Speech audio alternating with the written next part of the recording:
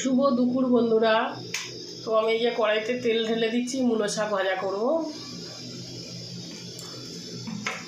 কড়াই তেল দিয়ে দিলাম। আর বন্ধুরা এই যে দেখো, এই যে একটা মূলো দিয়েছি, একটু শাক দিয়েছি, মূলো শাকই, আর একটা ছোট্ট আলু দিয়েছি। এটা ভাজা করব। ধুয়ে পরিষ্কার করে নিয়েছি। এবার আমি সর্ষে আর শুকনো লঙ্কাটা ফোড়ন দিয়ে দেবো। বন্ধুরা সর্ষেটা ফোড়ন হয়ে গেছে, আমি পেঁয়াজটা দিয়ে দেবো।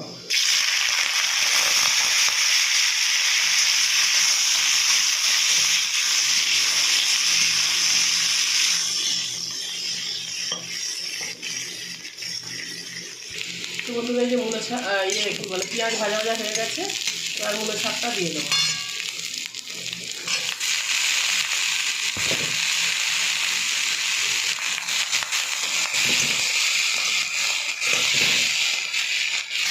তো বন্ধুরা এবারে হলুদ গুঁড়োটা দিয়ে দেবো, নুনটা দিয়ে দেবো। শাকে অল্প করে নুন দিতে হয়, কেননা শাকে বেশি নুন লাগে না।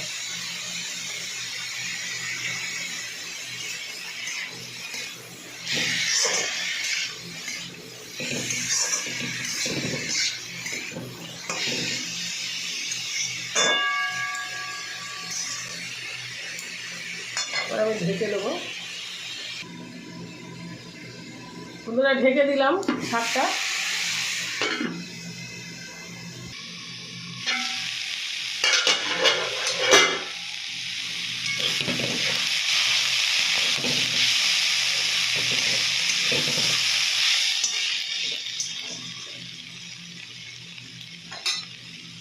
তো বন্ধুরা এই যে মূলো শাক ভাজা হয়ে গেছে আমার, আমি নামিয়ে নিয়েছি। ভিডিওটা ভালো লাগলে লাইক করে দেবেন বন্ধুরা।